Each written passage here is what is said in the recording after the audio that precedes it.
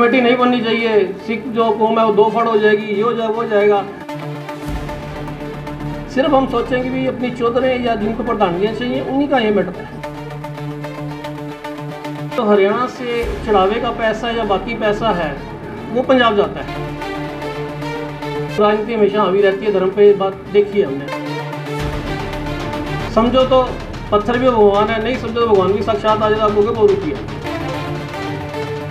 हमारा एक ही उसमें उद्देश्य था कि जितना पैसा हरियाणा का वो हरियाणा में लगे, चाहे वो मेडिकल कॉलेज बने, चाहे डेंटल कॉलेज बने, चाहे इंजीनियरिंग कॉलेज बने या पॉलिटेक्निक बने। गुरबाणी भी कहती है, होए एकत्र मिलो मेरे भाई, दुविधा दूर करो लिव लाइफ। ये सभी मीडिया साथियों का एक छोटे से नोटिस पे यहाँ पे आने का सबका हार्दिक धन्यवाद भी करना चाहूँगा और स्वागत भी करना चाहूँगा। हरियाणा सिख गुरुद्वारा प्रबंधक कमेटी का गठन हुआ तो बड़ी खुशी हुई, क्योंकि आज से 22-23 साल पहले मुद्दा जो उन लोगों ने उठाया था, तो परमपिता परमात्मा की कृपा से मैं भी उसमें एक था जो पहले गिने चुने 5-7 साथी थे जिन्होंने मुद्दा उठाया था। उस टाइम मतलब एक बड़ा क्वेश्चन उठा करता था, क्या ये पॉसिबल है? क्योंकि मुझे याद है जब हुड्डा सरकार थी तो उस टाइम के सीएम साहब भूपेंद्र सिंह हुड्डा जी ने कहा था कि एफिडेविट चाहिए हमें। मुझे जब तक याद है 1,04,000 के करीब एफिडेविट हम लोगों ने जमा करवाए थे, और एक एक गांव में जाके जहाँ कई बार रास्ते भी नहीं थे, स्कूटर मोटरसाइकिल साइकिल में भी जाके एक आधा एफिडेविट साइन करा के आए थे। तो मन में बड़ी खुशी हुई, लेकिन चलो कई चीज़ें शेप अलग तरह से लेती हैं। सरकार है, राजनीति और धर्म में तो हमेशा फ़र्क तो थोड़ा बाल बराबर रहता है, लेकिन राजनीति हमेशा हावी रहती है धर्म पे, बात देखी है हमने। जो मेरा पिछले साल का तकरीबन 20-22 साल का एक्सपीरियंस है सामाजिक जीवन का, राजनीतिक जीवन का, तो उम्मीद ही करते हैं चलो कमेटी बनी, आगे अच्छे अच्छे काम होंगे। और उसमें जो हरियाणा सिख गुरुद्वारा प्रबंधक कमेटी का मसला है वो ये नहीं है कि सिर्फ सिखों के लिए है। मेन हमारा मुद्दा था कि जो हरियाणा से चढ़ावे का पैसा या बाकी पैसा है वो पंजाब जाता है, रेगुलेट वहाँ से होता है। वहाँ से रेगुलेट होने का मतलब यह है कि वहाँ अगर 100 रुपये गए तो उनकी डिस्क्रिप्शन है, वापसी 4 रुपये भेजें, 3 रुपये भेजें, 5 रुपये भेजें, 10 रुपये भेजें। हमारा एक ही उसमें उद्देश्य था कि जितना पैसा हरियाणा का वो हरियाणा में लगे, चाहे वो मेडिकल कॉलेज बने, चाहे डेंटल कॉलेज बने, चाहे इंजीनियरिंग कॉलेज बने या पॉलिटेक्निक बने। अब कोई इंस्टीट्यूट बनता है उसमें यह तो नहीं है कि सारे सिखों के बच्चों का एडमिशन होगा, बाकी बिरादरियाँ भी आती हैं, तो उसमें बड़ा फ़र्क पड़ता है। अब मेडिकल की बात लें, आज अगर हम प्राइवेट मेडिकल कॉलेज की बात करते हैं, एवरेज एक बच्चे की स्टडी जो है 5 साल की 1 करोड़ रुपये में जाके बढ़ती है। लेकिन यही आपके अपने मेडिकल कॉलेज जो इंजीनियरिंग कॉलेज जो, तो वो खर्चा 30 से लेकर 40% तक रह जाता है। तो मैं उम्मीद करता हूँ जो भी कमेटी सरकार ने बनाई है उसको पारदर्शिता लाते हुए जितनी डेवलपमेंट है हरियाणा में, जितना पैसा हरियाणा का है वो हरियाणा में ही लगे। मेन हमारी ये कंसिडरेशन, क्योंकि खाली देखो धार्मिक फीलिंग का खेल है। समझो तो पत्थर भी भगवान है, नहीं समझो तो भगवान भी साक्षात आ जाएगा आपको के बहुत रुपये है। तो हमारा मकसद था कि सिर्फ धर्म में ना रह के जो आगे की फ्यूचर जनरेशन है उसको कहीं ना कहीं संभाला जाए, उनका फ्यूचर सेव किया जाए। तो उस करके ये एक तो कमेटी वाला मुद्दा था, इसलिए मैं चलो सबको बधाई भी देना चाहूँगा, और खासकर हरियाणा सरकार को भी उन्होंने सुप्रीम कोर्ट में इसी तरह पैरवी करते हुए इस काम को सिरे चढ़ाया। क्या कारण है ये जो पुराने आदमी हैं जो कमेटी में थे उनको पीछे कर दिया गया, आप नए चेहरे आगे लेके आ रहे हैं? क्वेश्चन आपका वैलिड है, लेकिन हम लोगों ने जब ये कमेटी का मुद्दा उठाया था ना, देखिए उस टाइम हमें किसी में जो उस टाइम के साथी थे, चाहे दीदार सिंह नलवी जी थे, चाहे जगदीश सिंह जिंडा थे या हरबंस सिंह डाचर जी थे, अनेकों साथी ऐसे हमारे, उस टाइम किसी के मन में ये नहीं थी कि हमें कहीं सत्ता चाहिए, हमें कहीं पावर चाहिए। उस टाइम मकसद है कि कौम का काम और कौम आगे बढ़े। लेकिन होता क्या है, जब भी सरकार होती है, जो सरकार के नज़दीकी होते हैं ना, वो कहीं ना कहीं ओवर पार करते हैं इस चीज़ को। और सरकार कोई सी भी हो, चाहे बीजेपी की हो, चाहे नैलो की, चाहे कांग्रेस की हो, कहीं ना कहीं वो अपने चेतों को ही एडजस्ट करते हैं। अभी आपने ये मुद्दा उठा लिया तो इससे एक बात करना चाहूँगा।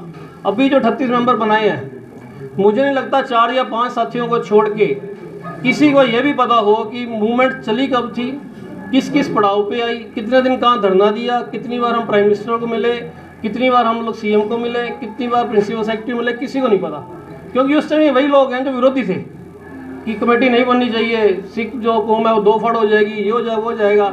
आज जब वो उसकी बात आई तो सारे तैयार हो गए। तो ये चीज़ें चलती हैं, लेकिन at the end of day committee बन गई, इसको लीगल शेप मिल गई, सुप्रीम कोर्ट में सब कुछ एक्सेप्ट हो गया, तो ये चीज़ तो बन गई। ये तो हेर फेर चलेगा, कभी किसी को सेवा मिलेगी, कभी किसी को सेवा मिलेगी। जो कमेटियाँ बनी हैं अब वो देखते हैं कि उनका जो टेन्योर है 1.5 साल का, 1.5 साल बाद दोबारा से इलेक्शन होंगे। इसमें क्या होगा, पूरे हरियाणा की वार्डबंदी होगी, दोबारा इलेक्शन होंगे, जो फिर इलेक्ट होके आएंगे वो दोबारा इस कमेटी को बनाएंगे। अभी तो सरकार ने ड्राफ्ट कमेटी बनाई है। अब ये देखते हैं 1.5 साल में कितना अखलाक और कितना आपस में ये कोऑपरेशन करके पूरी कौम को साथ लेके चलते हैं, उसके बाद फिर देखते हैं क्या होता है। कोई बात किसी कमेटी के अंदर जो है कमेटी के मेंबर ही आपस की काट करने में लगे हुए रहते हैं कि अभी पीछे कुछ दिन पहले देखा था कि गुरुद्वारा सिंह सभा में गोलक खोलने का एक मामला सामने आया था, तो आपस में ही वो एक दूसरे के ऊपर आरोप प्रत्यारोप करते हुए नजर आए थे। इस चीज को आप किस तरीके से?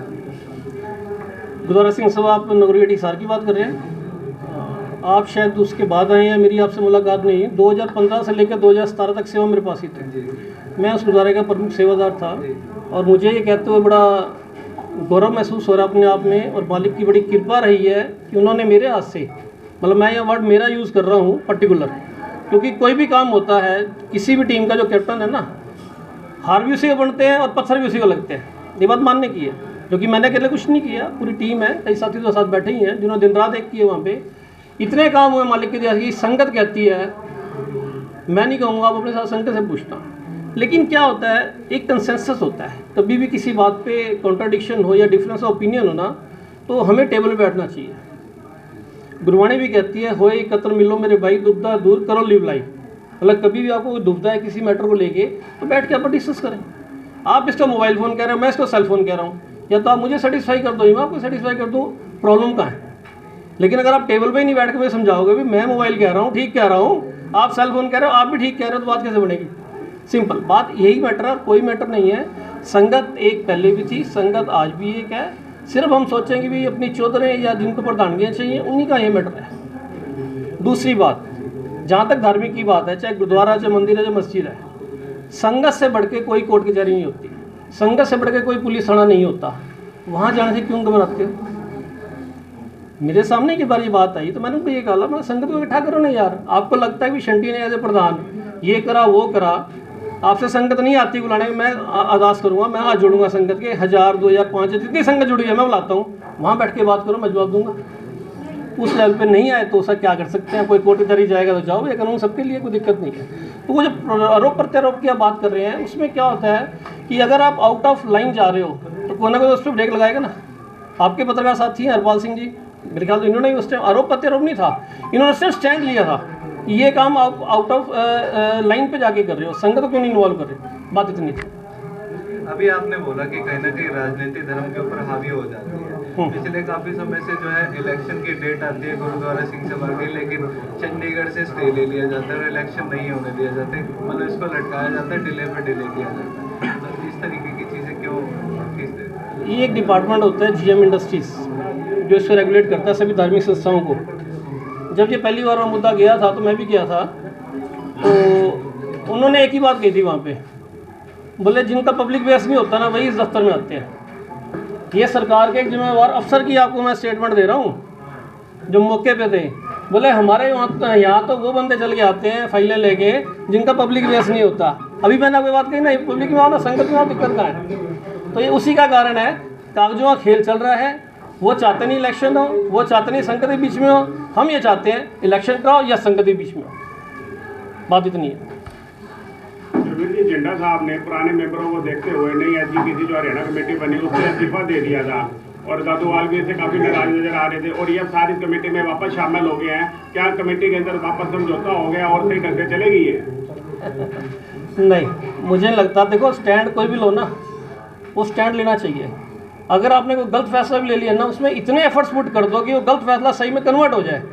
वो सी मूड स्विंग, जिसको एक वर्ड हम यूज़ करते हैं मूड स्विंग, उस टाइम उनको लगा नहीं मैं इस्तीफा दे दूंगा तो मैं पब्लिक के उसमें हाईलाइट हो जाऊंगा। हाईलाइट हुए भी, आप लोगों ने नेशनल लेवल पे खबर उठाई, आप लोगों ने स्टेट लेवल पे खबर उठाई, फिर जब बाद में आई तो वापस वहीं चले गए। गलत को गलत कहना सीखो, या तो गलत नहीं है आप एक्सेप्ट करो। अभी सरकार ने जो कमेटी बनाई है, मैं कह रहा हूँ ठीक है, सरकार का होता है सिस्टम गलत, कोई गलत नहीं है, वो भी सिखवाई है, लेकिन वो साबित करें कि हमारे अंदर कैलिबर ज़्यादा है आप लोगों से इस कमेटी को चलाने का, तब तो कोई स्वाद वाली बात है। सिर्फ आप एक पोस्ट ले लें, काम कुछ ना करें, उसका क्या फ़ायदा है? बात तो यही है।